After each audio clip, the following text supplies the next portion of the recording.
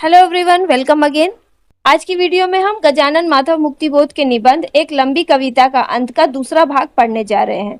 इस निबंध के पहले भाग में हमने लंबी कविताएं लिखने के पीछे लेखक की विवशता के बारे में पढ़ा, क्योंकि लंबी कविताओं के द्वारा ही वह अपने विचारों को पूरी तरह से प्रकट कर पाते हैं। यह उनके लिए एक बड़ी समस्या है। उनके जीवन की दूसरी ट्रेजेडी यह है कि लोग उन्हें गद्य लिखने को कहते हैं ताकि वह उससे कुछ पैसे कमा सके और अपनी आर्थिक तंगी को दूर कर सके। लेकिन उनका मन बार बार कविता लेखन की ओर ही मुड़ जाता है। फिर वो अपने परिवार के प्रति अपनी जिम्मेदारियों के बारे में सोचते हुए निर्णय लेते हैं कि वो कविता नहीं बल्कि गद्य लिखेंगे। इसके बाद उनकी नजर शरद जोशी और अक्षय कुमार जी की 2 चिट्ठियों पर पड़ती है, जिसके कारण उन्हें यह एहसास होता है कि इस लेखन कार्य की वजह से उन्हें अपनों की उपेक्षा भी करनी पड़ती है। आजकल बहुत से कलाकार ऐसे हैं जो अपने लोगों की उपेक्षा करते हैं। बहुत से ऐसे लोग भी हैं जिन्हें अपने लोग बहुत प्यारे होते हैं। ऐसे लोग अपने साथ अपने मित्रों और रिश्तेदारों को भी ऊंचाई पर पहुंचा देते हैं। और यदि कोई दूसरी मंडली का लेखक होता है तो वो कितना भी प्रतिभाशाली क्यों ना हो, वह उन्हें बेकार समझते हैं। लेखक खुद को ऐसे लोगों में नहीं गिनवाना चाहते, लेकिन उनकी ये कविता उनका पिंड ही नहीं छोड़ रही है। फिर लेखक समझदार बनकर गद्य लिखने का निर्णय करते हैं और अपनी कविता को ही कहानी का रूप देने का पक्ष लेते हैं। आगे इस निबंध में वो समाज के बड़े बुजुर्ग, सत्ताधारी वर्ग, समाज के संचालक और आर्थिक शक्ति से संपन्न उच्च वर्ग के लोगों के द्वारा समाज में फैले भ्रष्टाचार का विरोध कर अपनी प्रतिक्रिया को प्रकट करते हैं। लेकिन आजकल के लेखकों और कवियों की दयनीय दशा को देखकर उन्हें लगता है कि ये लोग अगर ऐसे उच्च वर्ग के लोगों की चापलूसी करते हैं तो इसमें कुछ भी गलत नहीं है, क्योंकि यदि ये लोग ऐसा नहीं करेंगे और इनके असली चेहरे को जनता के सामने लाएंगे तो ये लोग समाज में उनका जीना मुश्किल कर देंगे और इनका परिवार, इनके बच्चे दर दर की ठोकरें खाएंगे। इसलिए ऐसे लेखक साहित्य में अपने खुद के भावों और विचारों को प्रकट नहीं करते, बल्कि वो वही लिखते हैं जो ये लोग उनसे लिखवाना चाहते हैं। आजकल वास्तविक सच्चाई की जितनी उपेक्षा हो रही है उतनी पहले कभी नहीं हुई थी। तो ये था इस निबंध के पहले भाग का सारांश। अब हम इसके आगे के भाग को पढ़ते हैं।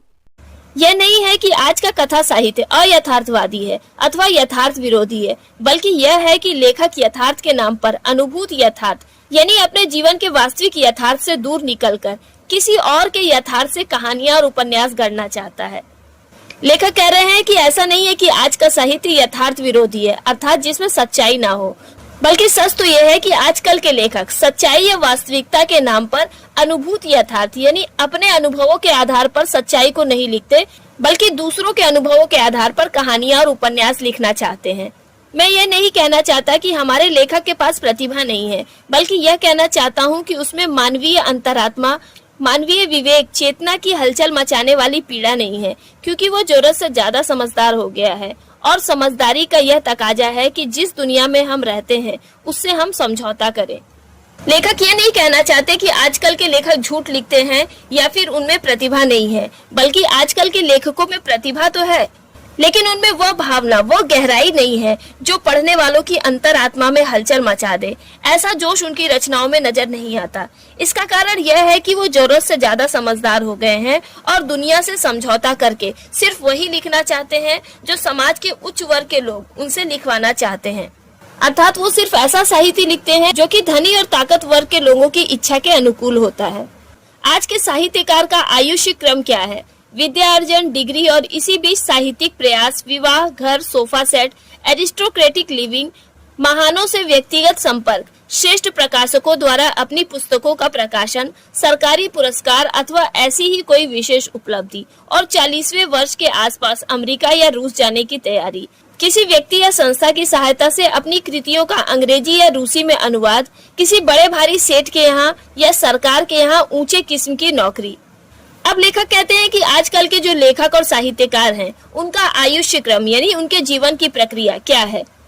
विद्यार्जन यानी पढ़ाई करना, डिग्री हासिल करना, इसी बीच कुछ किताबें लिखने का प्रयास करना, फिर शादी करना, एक अच्छा सा घर बनाना, महंगे सोफा सेट और फर्नीचर खरीदना, एरिस्टोक्रेटिक लिविंग यानी शानदार जीवन जीना, फिर महान और ऊंचे वर्ग के लोगों के साथ संबंध बनाना, अच्छे बड़े बड़े प्रकाशकों द्वारा अपनी पुस्तकों का प्रकाशन करवाना, सरकारी पुरस्कार जीतना या फिर उसके ही जैसी कोई महान उपलब्धि हासिल करना और फिर 40 साल का होते होते अमेरिका या रूस जाने की तैयारी करना।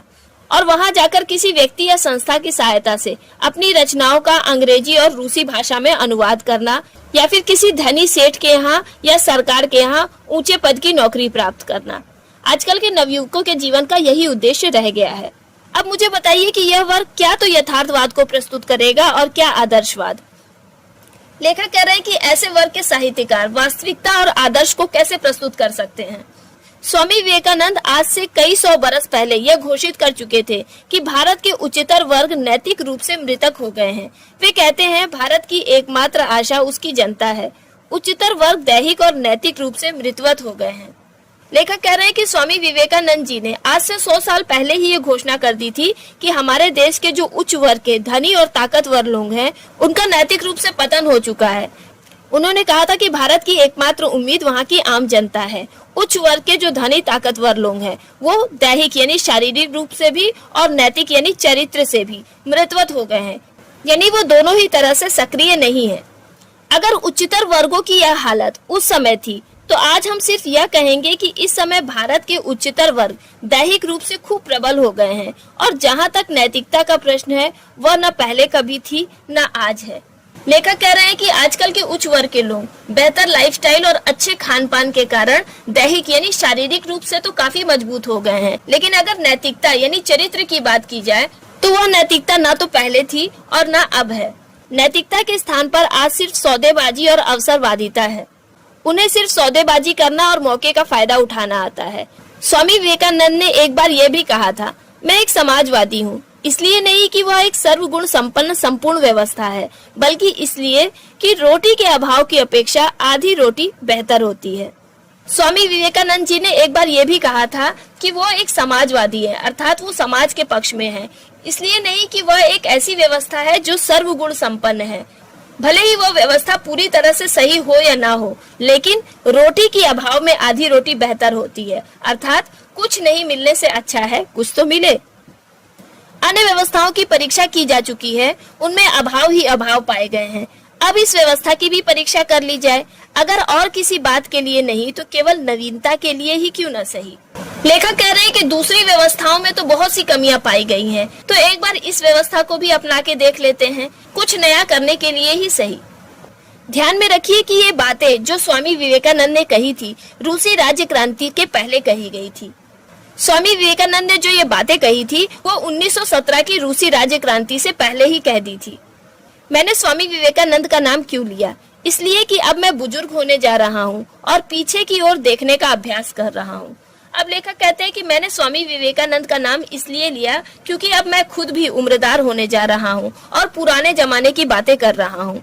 लेकिन यह भी मैं बता देना चाहता हूँ कि आज का उच्चतर वर्ग अधिक जड़ और अधिक प्रतिगामी हो गया है।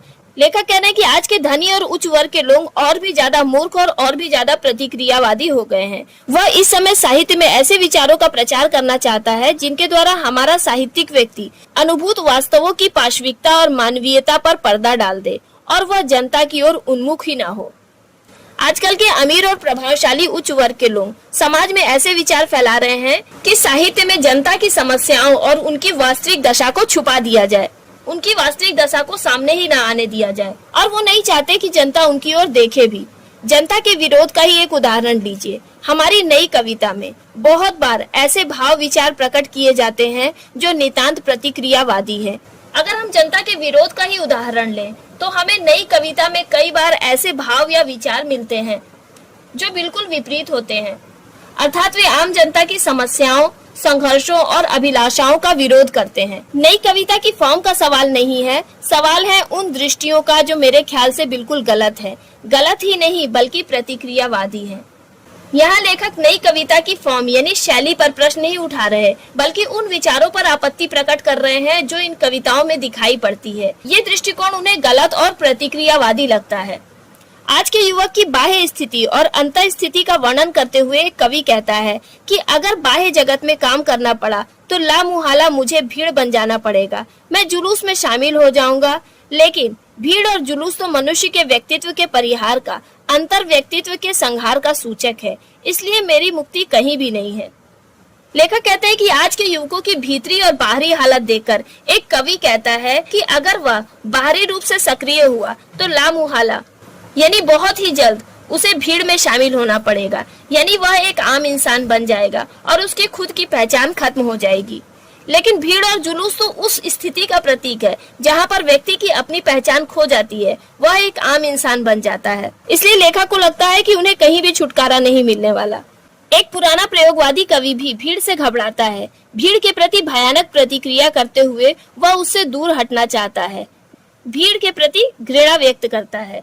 लेखक कह रहे हैं कि केवल एक आधुनिक कवि ही नहीं बल्कि एक पुराना प्रयोगवादी युग का कवि भी भीड़ से घबराता है, यानी अपनी पहचान खो देने से डरता है। इसलिए वो भीड़ के प्रति अपने विरोध को प्रकट करता है और उससे दूर रहना चाहता है। भीड़ से वो नफरत करता है। निस्संदेह ये दोनों कवि अपनी तरह से अपनी बात कहते हैं, मेरी तरह से नहीं, किंतु ऊपर मैंने उनकी दृष्टि के संबंध में लिखा है, न कि उनकी विशिष्ट पंक्तियों के विशिष्ट आशय के संबंध में। लेखक कह रहे हैं कि ये दोनों ही कवि, यानी नई कविता के आधुनिक कवि तथा पुराने प्रयोगवादी कवि, अपने ढंग से अपने विचारों को प्रकट करते हैं, न कि मेरे ढंग से प्रकट करते हैं। लेकिन लेखक यहाँ पर उनके दृष्टिकोण यानी उनके नजरिए के बारे में लिख रहे हैं, न कि उनके द्वारा लिखी गई किसी विशेष पंक्ति या उसके विशेष अर्थ के संबंध में। अर्थात वो उनके द्वारा लिखी गई किताबों की किसी लाइन के विषय में बात नहीं कर रहे हैं, बल्कि उनकी सोच के बारे में बात कर रहे हैं। कोई भी बुद्धिमान व्यक्ति यह जानता है कि एक स्थान में एकत्र असंगठित जनता भीड़ नहीं है, क्योंकि वो संगठित है। हर एक व्यक्ति यह जानता है कि अगर एक स्थान पर लोग इकट्ठा होते हैं तो वो एक संगठन कहलाता है। जहाँ संगठन है वहाँ एक प्रेरणा और एक उद्देश्य भी है। जहाँ एक प्रेरणा और उद्देश्य है वहाँ एक स्फीत और सक्रिय चेतना है। जहाँ पर लोगों का एक संगठन होता है तो उस संगठन के पीछे कोई ना कोई प्रेरणा और कोई ना कोई उद्देश्य होता है, और जहाँ पे प्रेरणा और उद्देश्य होता है वहाँ पे लोगों में चेतना होती है। देश विदेश के पिछले इतिहास से हमें यह सूचित होता है कि संगठित जनता ने असाधारण कार्य किए हैं। हमारे देश के और दूसरे देश के इतिहास में भी हमने ये बात पढ़ी है कि जहाँ भी जनता संगठित हुई उसने असाधारण कार्य किए हैं। हाँ, यह सही है कि संगठित जनता की प्रेरणा और उद्देश्य को देखकर ही यह निश्चित करना होगा कि यदि वह प्रेरणा और उद्देश्य उचित है तो वह संगठित एकत्रीकरण भी सर्वथा उचित है, और यदि वह प्रेरणा और उद्देश्य गलत है तो वह संगठित एकत्रीकरण भी अनुचित है। लेखक कह रहे हैं कि यह बात सही है कि अगर जनता एक जगह पर संगठित हो रही है और उसका संगठन किसी अच्छे मकसद के लिए हो रहा है तो वह उचित है, लेकिन अगर लोग एक जगह इकट्ठा हो रहे हैं और उनका उद्देश्य गलत है तो उनका संगठन भी अनुचित कहलाएगा। किंतु हमारे कई नए कवियों को उस एकत्रीकरण से ही डर लगता है जिसे जनता का सामूहिक दृश्य कह सकते हैं। उसे सामूहिकता से चिढ़ है। क्यों? लेकिन आजकल के नए कवियों और लेखकों को जनता के एकजुट होने से डर लगता है। उन्हें उनके समूह में इकट्ठा होने से चिढ़ है। लेकिन ऐसा क्यों है? इसलिए कि पश्चिमी विचार पत्र उसे वैसा ही सिखाते हैं। उसे सिखाया गया है कि सचेत, आत्मनिर्णित, विवेक परक संकल्प से शून्य होकर व्यक्ति अपने को समूह में विलीन कर देता है। इसलिए हे जागरूक सचेत महानुभाव, तुम अपने को समूह में विलीन मत करो। अब लेखक इसका कारण बताते हैं कि आजकल के नए कवियों को जनता के समूह में इकट्ठा होने से क्यों डर लगता है। वो कहते हैं कि ऐसा इसलिए है क्योंकि पश्चिमी विचारधारा की पत्र पत्रिकाएं उन्हें ऐसा ही सिखाते हैं। वह पत्रिकाएं उन्हें सिखाती है कि जब किसी व्यक्ति की स्वतंत्र रूप से सोचने की शक्ति खत्म हो जाती है तो वो अपने आप को किसी समूह में शामिल कर देता है। अर्थात जब उसमें खुद के सोचने की क्षमता नहीं रह जाती तो वो अपने आप को किसी भीड़ में शामिल कर देता है। इसलिए समाज के है सचेत और जागरूक लोग, तुम अपने आप को समूह में शामिल मत करो और अपनी पहचान को मत खोने दो। दूसरे शब्दों में जनता समूह है, वह अज्ञ है, अंधकारग्रस्त है, वह जल्द ही भीड़ बन जाती है। उसका साथ मत दो। तुम सचेत व्यक्तित्वशाली प्राण केंद्र हो, उसमें अपने आप को विलीन मत करो। दूसरे शब्दों में वो पत्रिकाएं हमें सिखाती है कि साधारण जनता का समूह अज्ञानी है, अंधकार से ग्रस्त है, इसलिए वो जल्द ही भीड़ में शामिल हो जाते हैं। लेकिन आजकल के हे सचेत और जागरूक लेखक, तुम असाधारण व्यक्तित्व के स्वामी हो। तुम अपने आप को इस साधारण लोगों की भीड़ में विलीन मत करो। अपने अंतिम निष्कर्ष में यह विचारधारा अत्यंत प्रतिक्रियावादी है। वह जन के प्रति घृणा पर आधारित है और बुद्धिजीवियों को जनता से अलग करके रखने का एक उपाय है। लेखक कहते हैं कि ऐसी सोच बड़ी ही प्रतिक्रियावादी है और वो जनता के प्रति नफरत पर आधारित है, और इसी के द्वारा बुद्धिमान लोग जनता से अपने आप को अलग रखते हैं। यह विचारधारा अब तक भारत में नहीं थी, वह इस समय उपस्थित है। सब नए कवि जनता को घृणा नहीं करते, लेकिन कुछ ऐसे हैं जो इस प्रतिक्रियावादी विचारधारा को अपनाते हैं। यह विचारधारा नई है। भारत में ऐसी सोच पहले नहीं थी, लेकिन अब आ गई है। नई कविता के सारे कवि जनता से नफरत नहीं करते, लेकिन कुछ लोग ऐसे हैं जो कि प्रतिक्रियावादी विचारधारा से प्रभावित है। यह विचारधारा हमारे देश में बिल्कुल नई है। हमारे विश्वविद्यालयों के कुछ केंद्र राष्ट्रगत साम्राज्यवादी देशों की विचारधाराओं को हिंदी में प्रचलित करते हैं। प्रचार के कई तरीके हैं, जैसे गोष्ठी, परिसंवाद, लेखन, प्रकाशन इत्यादि। हमारे देश में कई विश्वविद्यालय ऐसे हैं जो कि ह्रासग्रस्त यानी पतन की ओर जा रहे साम्राज्यवादी विदेशी देशों के विचारों को हिंदी में फैला रहे हैं, अर्थात उन पश्चिमी देशों के विचारों का प्रचार हिंदी में कर रहे हैं। और इस प्रचार के कई तरीके हैं, जैसे गोष्ठी यानी सेमिनार, परिसंवाद यानी चर्चाएं, लेखन कार्य और किताबों का प्रकाशन। इन सब के जरिए वो पश्चिमी देश के विचारों को भारत में फैला रहे हैं। भारत के उच्चतर वर्गों के बहुत से कर्णधार ठेठ पश्चिमी साम्राज्यवादी विचारधाराओं को अपनाकर उनका प्रचार करते हैं। भारत के ऊंचे वर्ग के बहुत से लोग हैं जो कि पश्चिमी देशों की साम्राज्यवादी विचारधाराओं को अपनाकर हमारे देश में उनका प्रचार कर रहे हैं। उन विचारधाराओं और दृष्टि बिंदुओं का प्रचार साहित्य में भी होता है। ऐसी विचारधाराओं का प्रचार साहित्य के क्षेत्र में भी देखने को मिलता है। फर्क यह है कि यह विचारधारा अधिक सूक्ष्म, अधिक युक्ति युक्त होकर औचित्य और संगति का जामा पहनते हुए साहित्य में उपस्थित होती है। फर्क सिर्फ इतना होता है कि ये विचार बड़ी ही चालाकी के साथ और तर्कों के साथ साहित्य में प्रयोग किए जाते हैं। ऐसी विचारधाराएं जन भय और जन घृणा पर आधारित होती हैं और यह विचार आम जनता से भय और उनसे नफरत पर आधारित होती है। भारत के उच्चतर वर्ग पश्चिम के साम्राज्यवादी देशों की अद्यतन राजनीतिक और सांस्कृतिक मनोवृत्तियों को आत्मसात करते हुए अपने सांस्कृतिक प्रभाव को विस्तृत करना चाहते हैं। भारत के जो उच्च वर्ग के लोग हैं वो भी पश्चिम के साम्राज्यवादी देशों की राजनीतिक और सांस्कृतिक सोच को अपनाकर हमारे देश की संस्कृति के क्षेत्र में अपना प्रभाव फैलाना चाहते हैं। छोटे या मझोले मध्य वर्ग के महत्वाकांक्षी लेखक पद और प्रतिष्ठा के लोभ में उन्हीं के दरवाजे जाते हैं, उन्हीं से सामंजस्य स्थापित करते हैं और जाने या अनजाने साहित्य में उन्हीं उच्चतर वर्गों की अद्यतन राजनीतिक सांस्कृतिक मनोवृत्तियों के, उन्हीं के प्रभावों और विचारों के, उन्हीं की दृष्टियों और भावों के संवाहक बन जाते हैं। लेखक कह रहे हैं कि हमारे देश के जो छोटे और मझोले यानी मध्यम वर्ग के महत्वाकांक्षी लेखक हैं, वो भी अपना मान सम्मान और प्रतिष्ठा पाने के लिए उनके दरवाजे पर उनकी चापलूसी करते हैं। वे उनसे सामंजस्य यानी मेल जोल बढ़ाते हैं और जाने अनजाने में ही वही बातें लिखने लगते हैं जो कि उच्च वर्गों के लोगों को अच्छी लगती है। उनके विचारों में उन्हीं उच्च वर्ग के लोगों के भाव ही नजर आते हैं। यह एक वास्तविक जीवन तथ्य है, ये एक सच्चाई है, इससे इनकार नहीं किया जा सकता। ये एक ऐसा सच है जिसे झुठलाया नहीं जा सकता। यहाँ तक कि उनके दरवाजे जाकर उनकी कृपा से सभ्य जीवन की सुंदर साज सज्जा प्राप्त करके उन अपनों से घृणा और तिरस्कार करने लगते हैं जिनमें वे जन्मे थे। लेखक कह रहे हैं कि धीरे धीरे वही छोटे और मध्यम वर्ग के लेखक सभ्य जीवन पा जाते हैं, ऐशो आराम की जिंदगी पा जाते हैं। फिर वो अपने ही उन पुराने साधारण लोगों से नफरत करने लगते हैं और उन्हें तुच्छ समझने लगते हैं, जबकि एक समय वे भी उन्हीं में से एक थे। उन अपनों के जीवन की बदरंग सूरत उनमें उनके विरुद्ध एक तड़पती हुई प्रतिक्रिया पैदा कर देती है। उन लेखकों को अपने ही लोग बिल्कुल बदसूरत लगने लगते हैं और वे उनके विरोध में प्रतिक्रिया करने लगते हैं। उन अपनों से हटकर वे अपने स्वामियों या उच्च सत्ताधिकारियों या लाभदायक प्रभाव संपन्न व्यक्तियों की खुशामद करने में एक दूसरे की होड़ करने लगते हैं और इस होड़ के दौरान एक व्यक्ति या सत्ता के आसपास गुट या दल बन जाते हैं। अपने लोगों से दूर जाकर वे लोग उन ऊंचे और शक्तिशाली लोगों की चापलूसी में एक दूसरे की होड़ यानी प्रतिस्पर्धा करने लगते हैं और इस होड़ के कारण अलग अलग गुट बनने लगते हैं, उनमें राजनीति होने लगती है, चारित्रिक संकट उत्पन्न हो जाता है और जिसके कारण उनके चरित्र में भी गिरावट आ जाती है। साहित्यिक क्षेत्र में यह संकट एक प्रकार से व्यक्त होता है, आर्थिक क्षेत्र में यह चारित्रिक संकट दूसरे प्रकार से व्यक्त होता है, राजनीतिक क्षेत्र में यह चारित्रिक संकट किसी तीसरे प्रकार से व्यक्त होता है। उन लेखकों के चरित्र की यह गिरावट साहित्य, अर्थव्यवस्था और राजनीति हर जगह पर अलग अलग रूपों में दिखाई पड़ती है। मूल बात यह है कि यह संकट लाभ लोभ के फलस्वरूप और उस लाभ लोभ से प्रेरित समझदारी से पैदा होता है।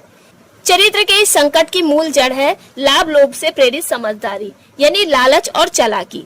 जब तक समाज पर धन का शासन रहेगा तब तक यह चारित्रिक संकट अधिक से अधिक असंतोष और अव्यवस्था उत्पन्न करने के अतिरिक्त मानव मूल्यों की हानि के साथ ही लाभ लोभ से प्रेरित समझदारी को प्रधानता देता जाएगा। आदमी ज्यादा से ज्यादा टुच्चा और ओछा होता चला जाएगा। लेखक कह रहे हैं कि जब तक समाज में पैसे वालों का बोलबाला होगा तब तक ये चरित्र की गिरावट और भी ज्यादा बढ़ती जाएगी। जिसके कारण असंतोष और अव्यवस्था उत्पन्न होगी, मानव के मूल्यों की हानि होगी, लालच और चालाकी को प्रधानता दी जाएगी और इंसान दिन पर दिन और भी ज्यादा ओछा अर्थात गिरा हुआ बनता चला जाएगा। फलतः न केवल सामान्य जनता पर उनके दासों उपदासों द्वारा शोषण का बोझ बढ़ता जाएगा, वरन यह कि उन स्वामियों और दासों तथा उपदासों के चारित्रिक अधःपतन से उत्पन्न परिस्थिति भी सामान्य जनता के लिए अधिक भयावह और दुर्वह होती जाएगी। ऐसे भयानक दृश्यों का विस्तार भारत में आज भी कम नहीं है। इसका नतीजा यह होगा कि न केवल आम जनता का और ज्यादा शोषण होगा, बल्कि इसके साथ साथ जो शासक वर्ग के लोग हैं और जो उनके उपदास यानी उनके पीछे चलने वाले उनके अनुयायी लोग हैं, उनके भी चरित्र में गिरावट आएगी, जिसके कारण समाज का माहौल और भी ज्यादा भयानक हो जाएगा। ऐसा माहौल भारत में कम नहीं बल्कि बहुत देखने को मिलता है। तो मैंने ये सब क्यों लिखा? इसलिए कि आज निर्धन को इस परिस्थिति में जीवन यापन करना पड़ रहा है और चारित्रिक अधःपतन के मानसिक संकटों और आंतरिक ग्लानियों का अनुभव करना पड़ रहा है। इस परिस्थिति से आप इस स्थिति को भी मिलाकर देखिए कि हिंदी क्षेत्र में कोई व्यापक संजीवनकारी आंदोलन या हलचल नहीं है, जो संभवतः अन्य भाषा भाषी प्रांतों में है। अब लेखक कह रहे हैं कि वो ये सब इसलिए लिख रहे हैं क्योंकि आजकल के गरीब लोगों को बड़ी ही कठिन परिस्थितियों का सामना करना पड़ रहा है। वो बड़ी ही मुश्किल से जी पा रहे हैं, उनके चरित्र का पतन हो रहा है, वो मानसिक संकट से गुजर रहे हैं और आत्मग्लानि महसूस कर रहे हैं। इस परिस्थिति को देखकर हम ये कह सकते हैं कि हिंदी भाषा वाले क्षेत्रों में ऐसा कोई बड़ा आंदोलन नहीं है जो इस स्थिति को सुधार सके, जबकि वे क्षेत्र जहां दूसरी भाषाएं बोली जाती हैं वहां कुछ न कुछ हलचल जरूर दिखाई देती है। अतः हिंदी भाषा के लेखकों को अक्सर ऐसी समस्याओं का सामना करना पड़ता है। ऐसी स्थिति में तो जबकि बाह्य समाज में संजीवनकारी उत्प्रेरक आंदोलन या ऐसी संगठित शक्ति नहीं है, एक संवेदनशील मन जिसमें अब तक अवसरवादी कौशल और लाभ लोभ की समझदारी विकसित नहीं हुई है, केवल अपने को निसहाय अनुभव करता है। ऐसी स्थिति में जब समाज में कोई जागरूकता फैलाने वाला आंदोलन या ताकतवर संगठन नहीं होता है, तो एक संवेदनशील व्यक्ति जिसने अभी तक चालाकी, स्वार्थ या मौके का फायदा उठाना इन सब चीजों को नहीं अपनाया है, वह अपने आप को बेबस और अकेला महसूस करता है। यदि वह कवि हुआ तो सहज मानवीय आकांक्षाओं की पूर्ति के सामाजिक वातावरण के अभाव में उसके काव्यात्मक रंग अधिक श्यामल, अधिक बोझिल और अधिक आत्मग्रस्त हो जाते हैं। और यदि ऐसा संवेदनशील व्यक्ति कवि है तो वो अपने चारों ओर के माहौल में देखता है कि यहाँ इस समाज में मनुष्य की इच्छाएं पूरी नहीं हो सकती। इस कारण उसकी कविता में उदासी, भारीपन और आत्म केंद्रित भाव नजर आने लगते हैं। अर्थात वो इस समाज को देखकर निराशा प्रकट करता है और वही निराशा के भाव उसकी रचनाओं में भी दिखाई देने लगते हैं। हाँ, तो मैंने अपनी एक कविता में उन्हीं काजली रंगों का प्रयोग किया है। लेखक कहते हैं कि उन्होंने भी अपनी कविता में ऐसे ही निराशा से भरे काले विचारों को प्रकट किया है। अंतर केवल यह है कि इस श्यामलता के कार्य कारण संबंध भी वहाँ प्रस्तुत किए गए हैं। फर्क सिर्फ इतना है कि उन्होंने इस निराशा से भरे अंधेरे के पीछे क्या कारण है उसको भी दिखाया है। अब कविता कोई निबंध तो है नहीं कि जिससे लोगों को आज के हालात की जानकारी मिले, न वह कोई नाटक है जिसमें पात्र प्रस्तुत होकर मूर्त रूप से जीवन यथार्थ उपस्थित करते हैं।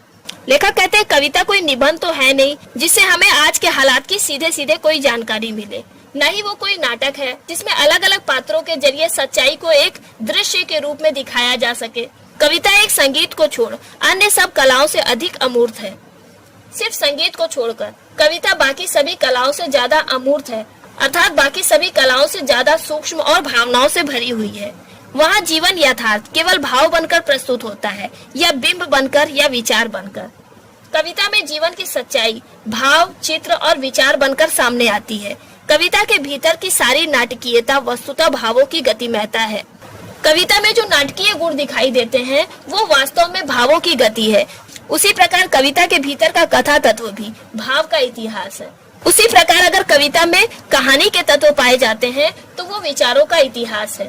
तो फिर ऐसी स्थिति में यह असंभव नहीं है कि कविता को अनेक क्रमबद्ध गद्य चित्रों में प्रस्तुत किया जाए अथवा अनेक क्रमबद्ध गद्य चित्र कुछ इस तरह आलोकित और दीप्तमान हो उठे कि छंद बन जाए, गतिमान हो जाए और एक विशेष दिशा की ओर प्रवाहित हो सके। लेखक कहते हैं कि ऐसी स्थिति में ये बात असंभव नहीं है कि हम कविता को गद्य के रूप में प्रस्तुत कर सकें, अर्थात कविता को कहानी की तरह लिख सकें, या फिर गद्य को भी इतने प्रभावशाली ढंग से लिखा जा सकता है कि वो कविता के समान दिखने लगे। पता नहीं क्यों और कैसे मैंने एक काव्य कथा लिख दी। लेखक कहते हैं कि इस प्रकार पता नहीं क्यों और कैसे उन्होंने एक कहानी के जैसी कविता लिख दी। निस्संदेह उसमें कथा का केवल आभास है, नाटकीयता की केवल मरीचिका है। निश्चित रूप से ना तो उसमें कोई कहानी है और ना ही नाटक के जैसी कोई बात है। वह विशुद्ध आत्मगत काव्य है और उस काव्य के रंग सांवले हैं, बिल्कुल सांवले। लेकिन फिर भी उनकी कविता पूरी तरह से उनके मन के भावों को और उनके विचारों को प्रकट करती है और उसके रंग काले अर्थात निराशा से भरे हुए हैं। भय, आतंक, अनिश्चय, जिज्ञासा, कुतूहल और समाधान, घबराहट और दुश्चिंता उसमें झलक उठती है। उनकी कविता में डर, चिंता, संदेह, जिज्ञासा और समाधान खोजने की घबराहट और दुश्चिंता दिखाई पड़ती है। वो असल में एक एलिगरी है, एक रूपक है। असल में उनकी कविता एक रूपक है, अर्थात प्रतीकों के जरिए लेखक ने इसमें कुछ बड़ी और गंभीर बात कहने की कोशिश की है। वह रूपक क्या है? अब प्रश्न यह उठता है कि वह रूपक है क्या? एक व्यक्ति है, उसे लगता है कि वह एक ऐसे अहाते में चला आया है जहां पहुंचना प्रतिबंधित है। अब लेखक इस लाभ और लालच से प्रभावित समाज की तुलना एक रहस्यमयी बंगले से करते हुए कहते हैं कि मानो एक व्यक्ति किसी रहस्यमयी अहाते यानी चार दीवारी के अंदर पहुंच गया है, ऐसी चार दीवारी के अंदर जहां पर जाना मना है। उस अहाते के भीतर एक बंगला है, पुराना धुराना, और उस चार दीवारी के अंदर एक पुराना सा बंगला है। बंगला बड़ा ही रहस्यमयी है और वह सुनसान भी है। वहाँ उसे एक आदमी मिलता है जो गुप्तचर प्रतीत होता है, एक दूसरा आदमी मिलता है जो बिल्कुल पागल है। वहाँ पे उसे दो आदमी मिलते हैं, जिसमें से एक तो जासूस लगता है और दूसरा बिल्कुल पागल लगता है। कविता के अंत में बताया जाता है कि इस बंगले की सीढ़ियाँ जमीन के भीतर भीतर चलती हैं। वे कई देशों में जा निकली हैं, वे शहर के क्लॉक टावर में भी चुपचाप पहुंच गई हैं और मानव मस्तक के भीतर के सर्वोच्च स्थान पर भी। कविता के अंत में पता चलता है कि इस बंगले की सीढ़ियां जमीन के नीचे से कई देशों और जगहों तक जाती हैं, यहाँ तक कि शहर के क्लॉक टावर तक भी और इंसान के दिमाग तक भी। इस बंगले से सबने अपना अपना सामंजस्य स्थापित कर लिया है। यह बंगला लाभ और लालच वाली व्यवस्था का प्रतीक है, जिसे इस समाज ने अपना लिया है और खुद के अस्तित्व को झुठला दिया है। इसी सामंजस्य स्थापना के फलस्वरूप सब लोग अंदर से टूट गए हैं, उनके दिल की कई फाके हो गई हैं। और इस बंगले के साथ लोगों ने जो अपना सामंजस्य स्थापित कर लिया है, इसके कारण वे लोग अंदर ही अंदर टूट चुके हैं। इसी कारण से प्रतीत होता है कि यहाँ एक वानर सत्ता है, अर्थात एक नकारवाद है। और इस कारण ऐसा लगता है कि यहाँ पर एक वानर सत्ता है, अर्थात ऐसे लोगों का समूह है जो कि अपने आप को झुठलाकर दूसरों की हाँ में हाँ मिलाते हैं। संक्षेप में वह बंगला लाभ लोभ की अर्थवादिनी सत्ता का प्रतीक है, जिससे सामंजस्य और संतुलन स्थापित करके लोगों ने अपने आप को झुठला दिया है। संक्षेप में कहा जाए तो लोग लाभ और लालच में आकर उस बंगले की सत्ता को स्वीकार कर चुके हैं। सभी लोग चुपचाप बैठे हैं क्योंकि उन सभी ने उस बंगले की सत्ता को स्वीकार कर लिया है और उसके साथ अपना सामंजस्य और संतुलन स्थापित कर लिया है। बंगले के भीतर आत्मा की हत्या हो चुकी है और इस हत्याकांड से सब लोग परिचित होते हुए भी चुप हैं, क्योंकि वे उस बंगले की सत्ता से सामंजस्य स्थापित किए हुए हैं। उस बंगले के अंदर आत्मा की हत्या हो चुकी है और ये बात सभी लोग जानते हैं, फिर भी वे लोग कुछ नहीं कहते। गद्य में यह रूपक एक सिलसिले से सामने आता है, लेकिन कविता में यह सिलसिला टूट जाता है। उसी तरह जैसे स्वप्न के भीतर स्वप्न आते हों, उलट पुलट होकर। कविता में मैंने उस उलट पुलटपन का निर्वाह करने का प्रयत्न किया है। लेखक कहते हैं कि कविता में यह रूपक एक सपने के जैसा उलझा हुआ लगता है, जैसे कि सपने के अंदर कोई दूसरा सपना चल रहा हो। लेखक ने उसी सपने जैसी उलझन को अपनी कविता में दिखाने का प्रयास किया है। सोचता हूँ कि अपनी इस प्रदीर्घ कविता को किसी कहानी का रूप दे दूं। संभव है कहानी की कोई मासिक पत्रिका मुझे कम से कम 15-20 रुपए दे दे।